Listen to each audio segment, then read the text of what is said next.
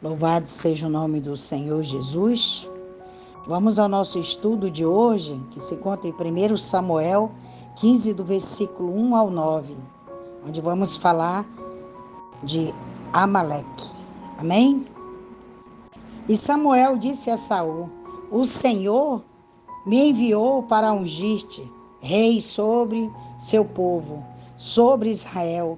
Ouça, pois, a voz das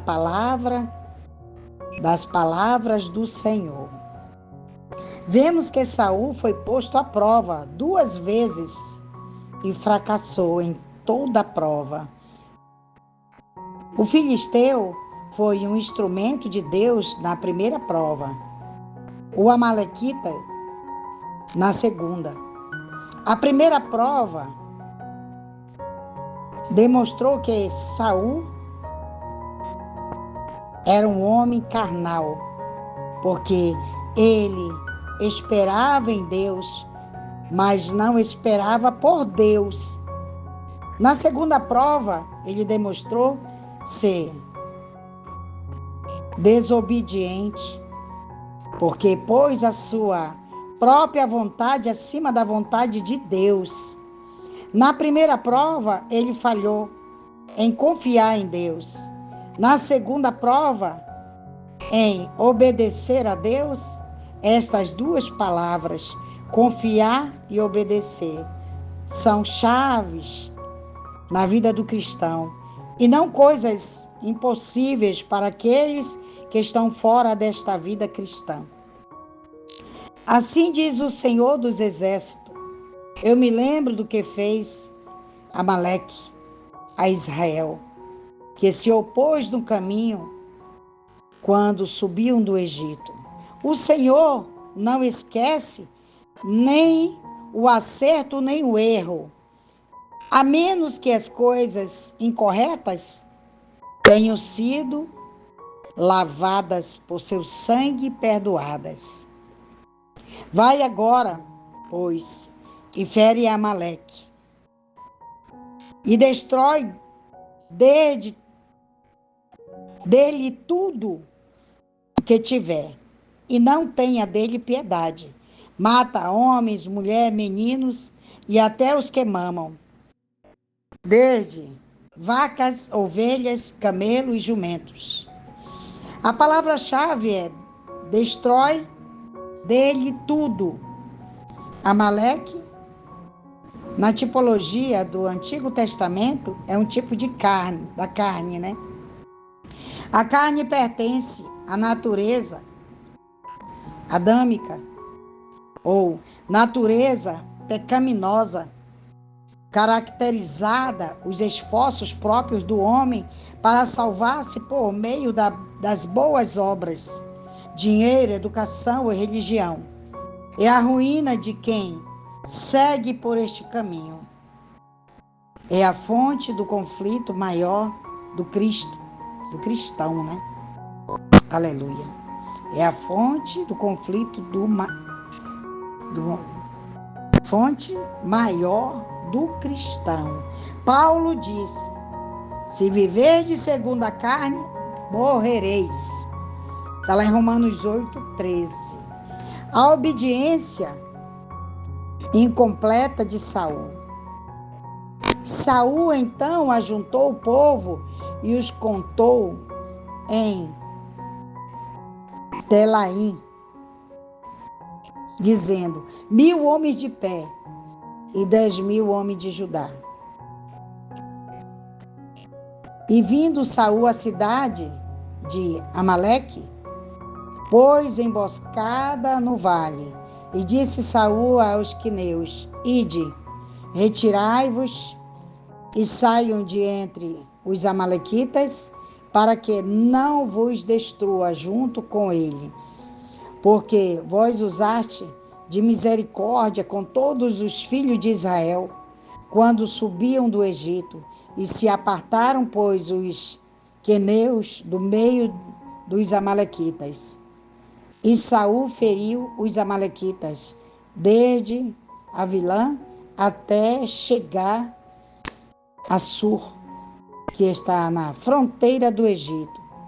Os amalequitas eram os inimigos determinados e cruéis do povo de Deus. Foram os primeiros que os atacaram no deserto. Está lá em Êxodo 17. Quando Israel estava deprimindo o débil, eles atacaram os fracos. Dentre eles, está lá em Deuteronômio 25, 18.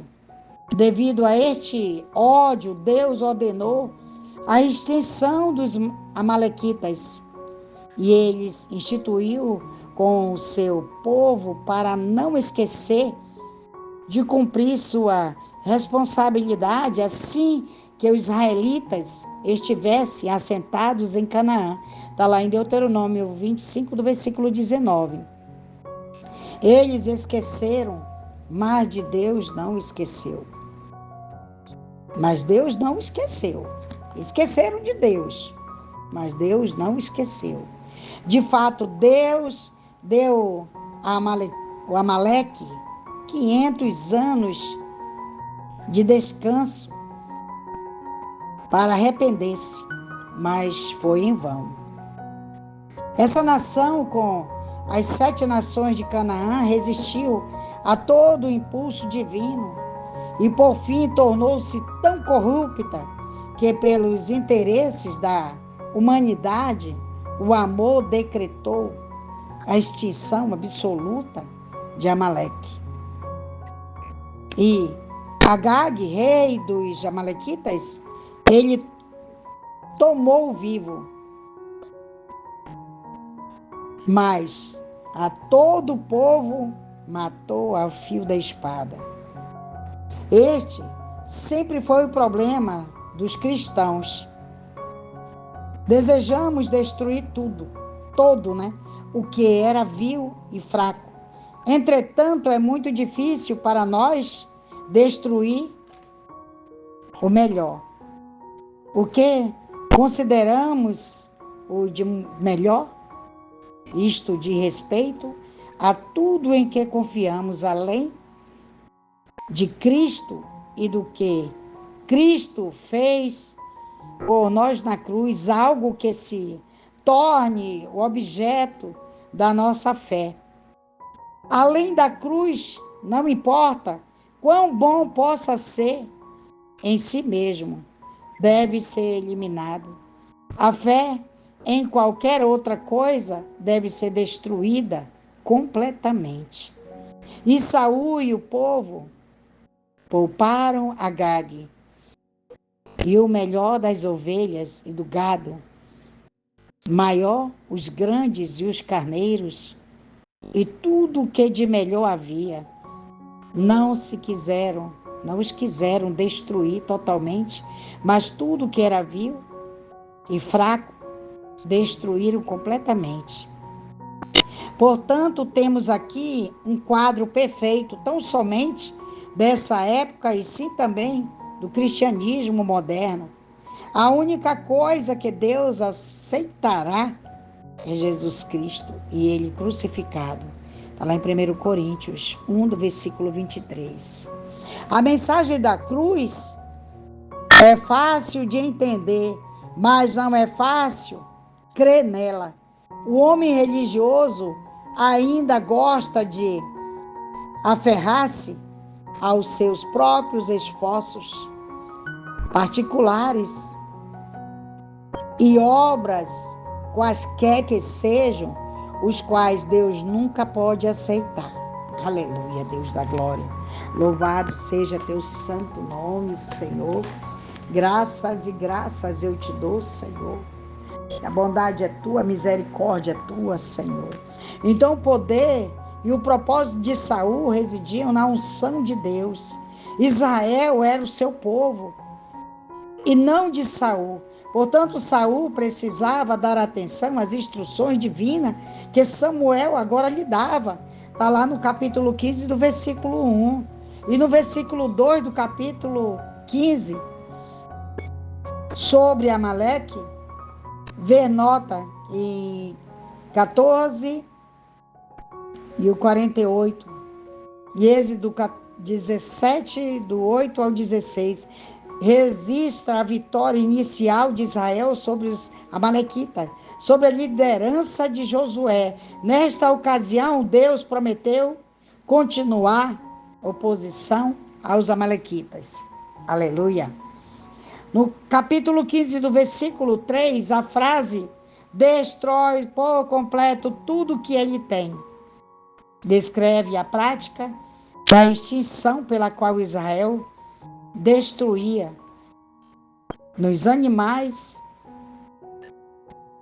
a humana, né? Humanos e animais. Deus tinha autoridade sobre o início e o fim de cada vida. Na batalha de Jericó, lá em Josué 6, do versículo 17 ao 21, os despojos foram levados ao tesouro do Senhor. Em outras ocasiões, o povo teve permissão para tomá-lo para si. Está lá em Josué, aleluia, 8 do versículo 27. No capítulo 15 do versículo 4, Telaim se localizava provavelmente no Negueb de Judá. Os homens de Judá são novamente listrados em separado. No versículo 5 do capítulo 15, a cidade de Amaleque pode designar o lugar onde os amalequitas estavam vivendo e não uma cidade, uma vez que o grupo era nômade. No versículo 6 do capítulo 15, a advertência de Saul aos queneus retribuiu as relações amistosas com ele o passado. Só aqui se menciona que eles mostraram bondade para com todos os filhos de Israel, em uma terra em que pessoas tinham memória longa. No versículo 7 do capítulo 15 de 1 Samuel, esta extensa campanha abrangeu num território vasto, desde a Arábia até quase a fronteira do Egito, cujos habitantes incluíam muitos descendentes de Samuel, de Ismael, né? Aleluia. Muitos descendentes de Ismael, está lá em Gênesis 25 do versículo 18. Capítulo 15 do versículo 8, a frase tomou viva Agag sugere a desobediência futura de Saul, a ordem dada por Deus. No versículo 9 do capítulo 15, 1 Samuel, o texto hebraico enfatizou que Saul foi responsável primário por Agag ser poupado, e os soldados também pouparam todos que eram bons. Outra violação de ordem de Deus. Evidentemente, destruir tudo que era vil, rejeitado, não constituía grande sacrifício. Aleluia, Deus da glória. Então, essa mensagem. Aqui não houve obediência. Deus mandou destruir tudo, todos, e não foram destruídos. Então, essa é a mensagem. Façamos o que Deus está mandando. Não vamos fazer conforme a nossa vontade. Porque quando nós fazemos do nosso jeito, do nosso próprio pulso, com certeza, as coisas não vêm como tem que vir, né? Então, que nós viemos aprender mais neste capítulo, que Deus mandou Saul fazer algo, ele fez o contrário. Então, que nós viemos fazer o que é certo, amém? Que Deus abençoe tua vida, teu ministério, em nome de Jesus. Até a próxima.